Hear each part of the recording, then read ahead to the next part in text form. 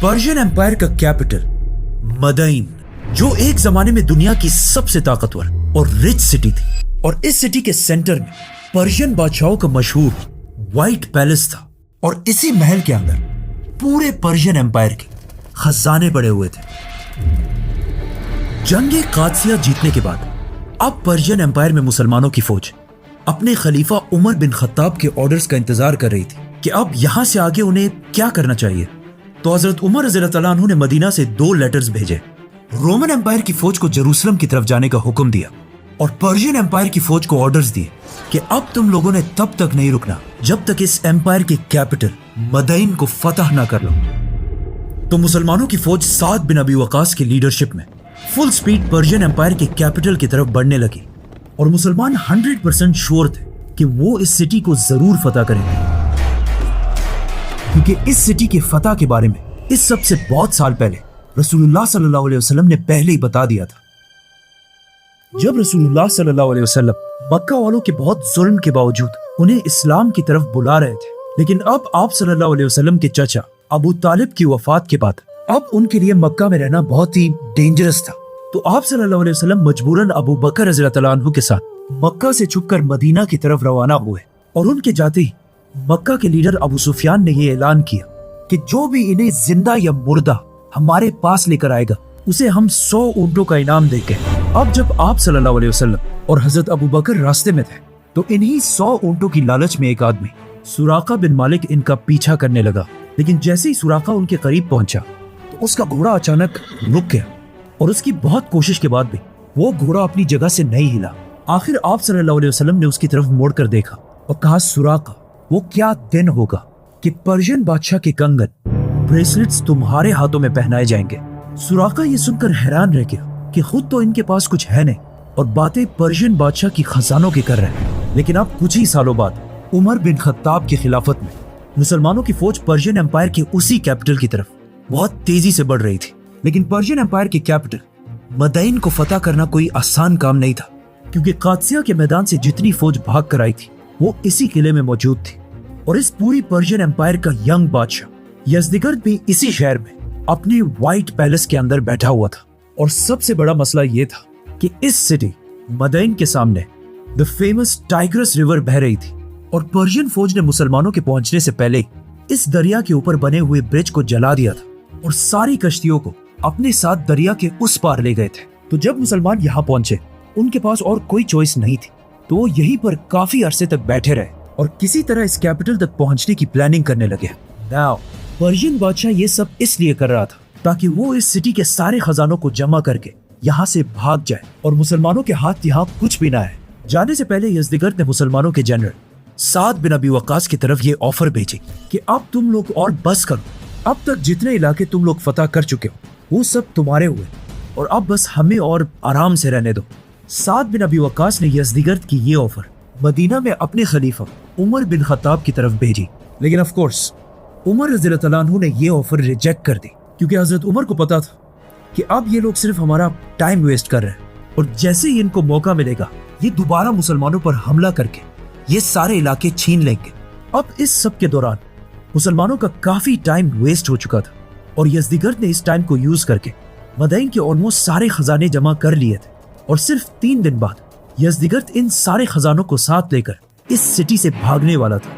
लेकिन उसके भागने से पहले ही मुसलमानों के जनरल साद बिन अबी वकास को इस सब का पता चल गया, तो उन्होंने जल्दी से मुसलमानों की सारी फौज को अपने सामने जमा होने का हुक्म दिया और फिर इन सब के सामने खड़े होकर कहा कि अब हम और टाइम वेस्ट नहीं कर सकते, हमें मदइन पर इसी वक्त हमला करना होगा।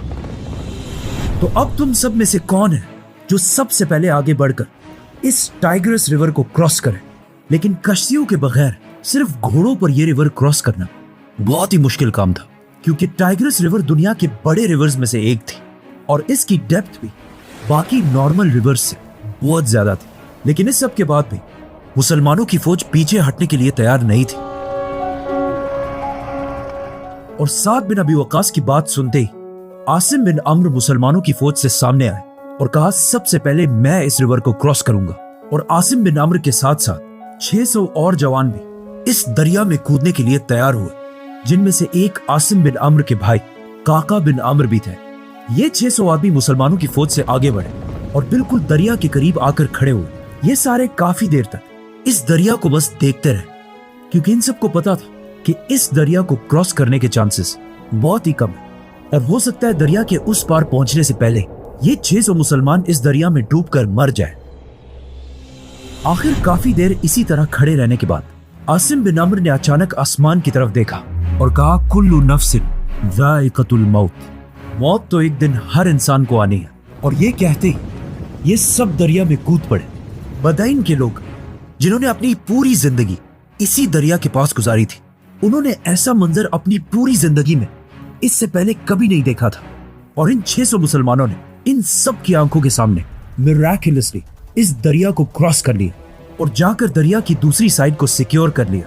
ये देखकर साद बिन अबी वक्कास ने भी मुसलमानों की पूरी फौज को दरिया में एक साथ कूदने का हुक्म दिया और इन्हें मोटिवेट करने के लिए सबसे पहले खुद दरिया में कूद पड़े। और साद बिन अबी वक्कास के बाद एक साथ हजारों मुसलमानों ने इस दरिया में छलांग लगाई। पर्शियन अवाम ने जब ऊपर से ये सब कुछ देखा तो उन सब के दिलों में मुसलमानों का खौफ फैल गया और वो चीख चीख कर कहने लगे, देवा आमदन, which means देव, जिन्नात आ रहे हैं। क्योंकि कुछ लोग ये तक कहने लगे कि ये लोग इंसान है ही नहीं बल्कि जिन्नात है। मुसलमानों की सारी फौज ने साद बिन अबी वक्कास की लीडरशिप में बिल्कुल सेफ एंड साउंड इस दरिया को क्रॉस कर लिया और मदईन को हर तरफ से घेर लिया। लेकिन यहाँ आके मुसलमानों को पता चला कि पर्शियन बादशाह यज़दिगर्द यहाँ से पहले ही भाग चुका है और वो यहाँ से जल्दी जल्दी में जितने खजाने अपने साथ ले जा सकता था ले गया था और उसकी सारी फौज भी इस सिटी को छोड़कर भाग चुकी थी। तो अब इस सिटी में सिर्फ आम सिविलियंस ही बचे थे। तो साद बिन अबी वक्कास ने अपने एक जनरल और एक बहुत बड़े साहबी सलमान फारसी रज़ियल्लाहु तआला अन्हु को मदईन की आवाम की तरफ भेजा, क्योंकि सलमान फारसी रज़ियल्लाहु तआला अन्हु खुद भी एक पर्शियन थे और वही इनके साथ बेस्ट निगोशिएट भी कर सकते थे। जब मदईन की आवाम ने यह देखा कि सलमान फारसी भी हम ही में से एक थे, लेकिन आज इन अरब मुसलमानों ने इन्हें इतनी इज्जत देकर इतनी अहम पोजीशन पर बिठाया है कि आज वो पूरी दुनिया के मुसलमानों के लीडर्स में से एक है। सलमान फारसी रज़ियल्लाहु तआला अन्हु की इतनी इज्जत देखकर पर्शियंस ये सोचने लगे कि हो सकता है इस्लाम किसी कौम या जबान का रिलीजन नहीं बल्कि पूरी दुनिया का रिलीजन हो।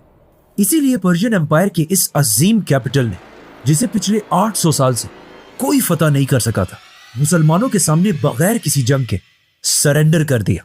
पर्शियंस का इस्लाम के बारे में ये ख्याल बिल्कुल सही था, क्योंकि आने वाले जमाने में इस्लाम के सबसे बड़े स्कॉलर्स और साइंटिस्ट्स इन्हीं पर्शियंस में से थे।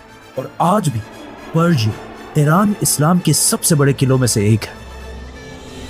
मुसलमानों ने बिल्कुल जेरूसलम की तरह इस इंपॉर्टेंट सिटी मदईन को भी बगैर कोई खून बहाए फतह कर लिया और इस तरह पहली बार मुसलमानों की फौज मदईन में एंटर हुई।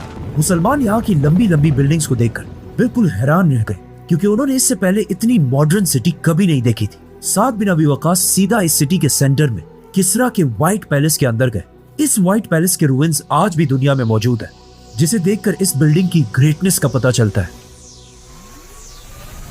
नाउ पर्शियन बादशाह जल्दी जल्दी में अपने साथ काफी सारे खजाने तो लेकर चला गया था, लेकिन मुसलमानों के दरिया क्रॉस करने की वजह से जो माल वो पीछे छोड़ गया था उनकी कीमत भी बिलियंस में थी, जिसका अंदाजा इस बात से लगाया जा सकता है कि मुसलमानों की फौज ऑलमोस्ट 35,000 थी, जिसमें से हर एक फौजी को उन खजानों में से 12,000 दरहम दिए गए थे, जिसे अगर आज के जमाने में देखा जाए तो आज उनकी कीमत $27,000 बनती है। और इस सब के बाद भी इन खजानों का 5वां हिस्सा पर्शियन कैपिटल मदईन से मुसलमानों के कैपिटल मदीना की तरफ रवाना किया गया, जिसमें पर्शियन बादशाह के गोल्ड ब्रेसलेट्स और उसका फेमस तख्त थ्रोन भी शामिल था। इन खजानों को देखने के लिए मदीना में एक बहुत बड़ा क्राउड जमा हो चुका था, क्योंकि अरबों ने इससे पहले एक साथ इतने सारे खजाने कभी नहीं देखे थे।